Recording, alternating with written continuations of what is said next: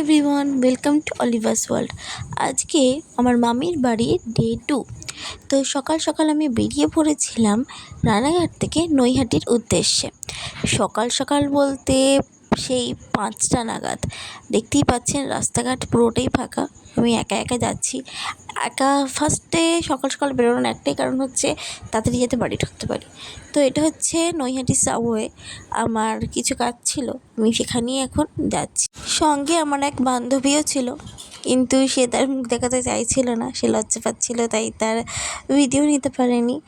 তো এখন যাচ্ছি যেখানে আমার কাজটা আছে সেখানেই।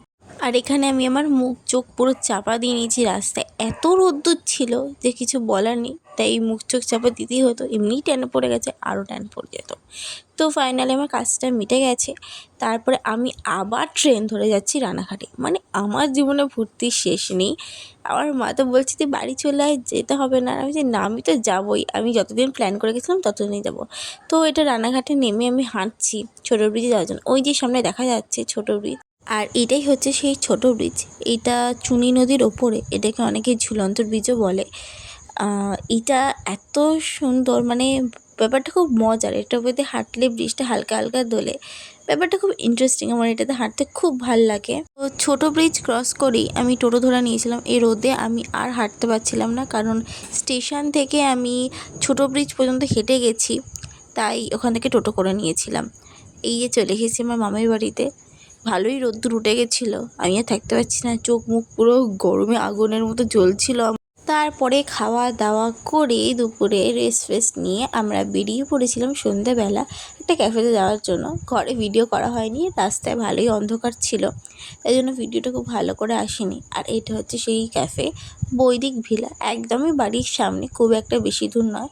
ক্যাফেটা বেশ সুন্দর করে লাইট ফাইট দিয়ে সাজানো আছে।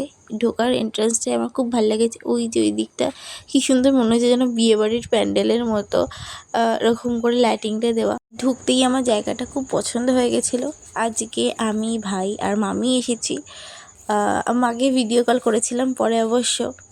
তো এখন আমরা ঢুকছি ভেতর দিকটাতে। তো এই জায়গাটা তো আমার ওয়াও ওয়াও লেগেছে, কারণ এই জায়গাটা ভীষণ সুন্দর লাইট দিয়ে সাজানো ছিল। সামনে দিয়ে আরও সুন্দর লাগছিলো, আমার ক্যামেরায় অত ভালো করে আসছে না।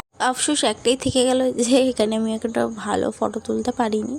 ওই সেলফি দিয়ে যেটুকুনি তুলতে পেরেছিলাম আর কি। আর এখানে একটা বড় স্ক্রিন লাগিয়ে গানও চলছিল। অ্যাম্বিয়েন্সটা বেশ ভালোই লেগেছে। আর এই যে আমার মোটামুটি ক্যামেরা দিয়ে আমি একটু অ্যাস্থেটিক ফটো তোলার চেষ্টা করছি, হচ্ছে না জানি, তাও চেষ্টা করছিলাম। আর তারপরেই চলে এসেছিলো আমাদের খাবার। এটার নাম হচ্ছে চিকেন ড্রিম অফ হেভেন। বেশ ভালোই খেতে ছিল এটা।